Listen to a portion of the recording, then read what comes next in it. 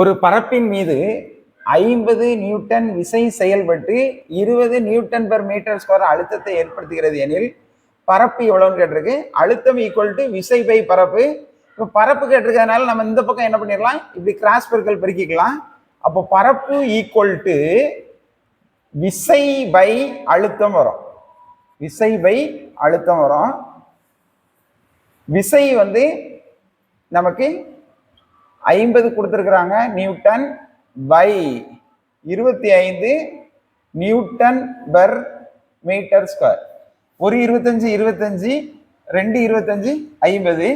இப்போ இதை பாருங்க, 2 நியூட்டன் பை 1 வச்சுக்கிடுங்க. இந்த பக்கத்தில் இருக்கக்கூடிய number metre square by newton மாறும். இந்த எண்ணம் கேன்சல் ஆயிரும். அப்போ 2 மீட்டர் ஸ்கொயர். நமக்கு ஆப்ஷன் ஏ 2 மீட்டர் ஸ்கொயர் இதுதான் சரியான ஆன்சர்.